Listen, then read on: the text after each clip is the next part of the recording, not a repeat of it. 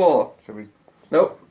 No edits? No edits. Okay, well, I guess welcome to episode 4 of A Doctor Who Look. This is our Christmas, quote-unquote, special. It's actually the day after Christmas, and thank goodness, because it was kind of crazy here. We were having rain and wind, and it wasn't very wintry weather, but it wasn't very fun weather either. No. So we had flooding going on, so glad that's over. Yeah. We finally got to see the Christmas special of Doctor Who. We got to see the Return of Doctor Mysterio. I really enjoyed it. I thought it was really good. What did you think of it? All right. Warning, there will be spoilers. There's going to be spoilers. So first of all, you guys, my name's John. This is know Ken. who you are. We gotta back it up a little bit. We're still working on the introduction for the show. They know all the who we paperwork are. and all that stuff. But anyways, welcome to A Doctor Who Look, Time Travel Sesh number 4. And with that, we are talking about the holiday special today, you guys, that just came out. And that's kind of one of the first goofy things is that, one, the time lapse between our episodes is sometimes it's very long and sometimes it's a month later.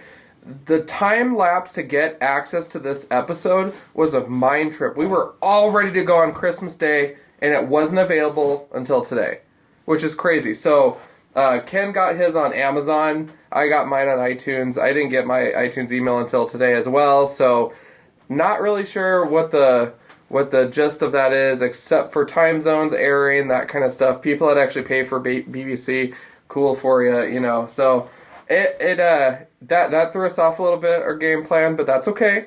So Ken got off work an hour early today. We were able to rock it out, and we're here to film, bring it out to you. So with that, Dr. Mysterio, interesting episode. Very interesting episode. Surprisingly, in some regards, it was more in my vein than it was Ken's, with some of the swag that was going on in there. But I'm not going to talk too much just yet, because I'm still digesting what I saw, so I'm going to let him go first. Well, okay. Well, we'll give you a little bit of background.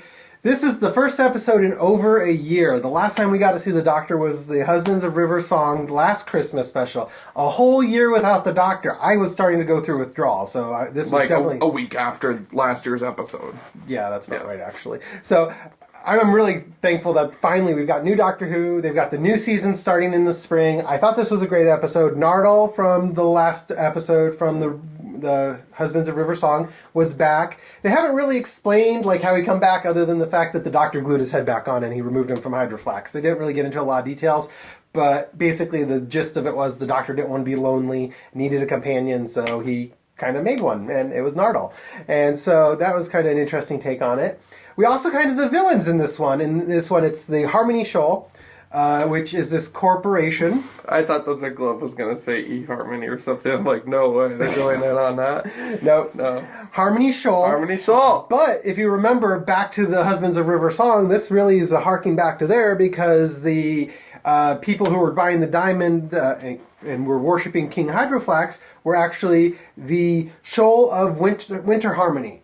And it turns out they're the same species, but, you know, spread throughout time and space, so there was a little different interaction there. So it was neat to see the villains from that episode come back into this one. It's going to be interesting to see if they show up again, because, you know, one of the things they said is, you know, our vengeance is spread across the 5 galaxies or whatever. And so who knows, because the way it happened for the Doctor and them, it's kind of out of order because he dealt with them in the future, and now he's in the past making an enemy of them. They had no idea who he was in the future, and now they're going to be hunting for him. I thought that was an interesting take. New York, it was good to see New York back. They made a couple references to some older episodes, like the fact that there was so much time issues going on in New York, thanks to the Doctor, Amy and Rory.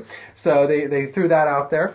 All in all, I thought it was a great episode. It was good to see the Doctor again. It was a fun episode. It was a lighthearted episode. A lot of people were giving Matt Blucas, who plays Nardole, a lot of grief over it. A lot of people were not happy with him.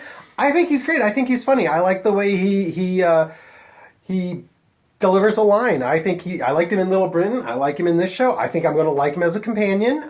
It's kind of nice to actually have the Doctor have a companion who's not a human. He may look human, but he's really not a human. He is an alien. So this could be interesting to see how it goes in the future. We're going to get another companion starting in the spring when the episodes come back, Bill. So we're going to actually have 2 companions going on at the same time. I wonder what they're going to do with that. Their whole tagline is "Discover the universe anew." So I think that's going to be interesting. I think they're going to try and change things up and throw some new things at us. So I'm looking forward to seeing what they're going to do with that. I was chuckling about now he's going to have two companions. What are they going to do? And my reaction was, well, my God, I hope they talk between lines and don't stare at each other aimlessly like Power of the Daleks. Oh my God. Anyways, shout out to the two companion formula. I don't know. On my side, I actually thought overall it was really cool. The I call it the Blue Brain Club for BBC, for lack of a better thing. But they were interesting. Really creepy. The one-sided head briefcase kind of feel was a little different. So if you're trying to eat dinner or something, that's always interesting to see stuff like that. But overall, the special effects were fun. It was a fun story. The one thing I would say is that the gal that played the reporter kind of needs to step her game up a little bit, because there were moments where it was like a serious moment and she had like the smirk on. So either your character is to not really be involved with the scene or engaged in your role, or you just really fucked up. I don't know. But anyways, I could agree with that. I don't know if I'm supposed to curse on this show. I'm sorry. Yeah. So I don't know. Other than that, though, I thought it was really fun. I don't know. Yeah. What do we do? What do we even do for a ranking system? We don't do, beer Sonic rankings. screwdrivers. Sonic screwdrivers. So how many Sonic screwdrivers did you give this one out of 5? Out of 5? Ooh. I'd probably give it a 3, for sure. 'Cause I want to. I would give it a 3.5. The extra half is just for the fact that the Doctor's back after a year. Yeah. That's worth a half a point all on its own. Yeah.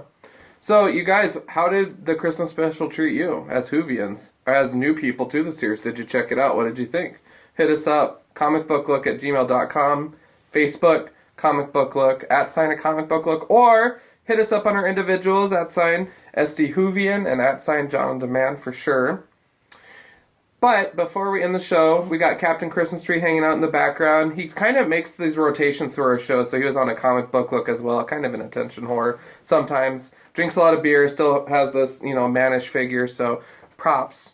But with that, being holiday, I had Ken grab one item that we've talked about before, something that he received as a present a few years ago, and it's the Doctor Who blank variant cover that Ken was illustrated on, hanging out with the Doctor and the TARDIS. Who's that handsome guy right I know. there? Right, yeah. What a look. I'm hanging out behind the Doctor going, hey. So with that, now that it's been a few years, and we talk about time travel, stuff like that, what was it like getting that? Or what was your reaction, would you say? Oh, I was blown away by that. It's just to be, just even without me on it, it's just awesome artwork. To have somebody draw a cover for you is just cool. And then to actually be on the cover yourself, that's awesome. It's got a prominent place right in my collection on the wall, right within my collection. It's like, boom, right there. I've showed it to everyone as they come down. So, I'm very, very happy with that. That was probably one of my best presents that I got. Really?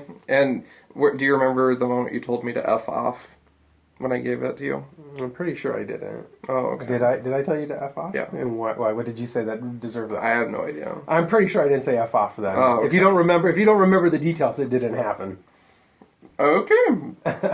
Well, anyways, you guys, that is it. Keeping it short and sweet. Hit us up. Tossed all our social stuff in the middle of the episode, so rewind and grab it. You want to close this down? Yeah, that's all that we have for this episode. Hopefully, come the spring, we might do something in between before the next season starts. But I'm looking forward to coming at you a little more regularly once we start being able to watch those episodes. And getting some new content to visit about, for sure. We've got some interesting stuff coming up in the next year, so hopefully we'll have some stuff to report on that. So in the meantime, thanks for checking us out. Remember, always wibbly wobbly, timey wimey.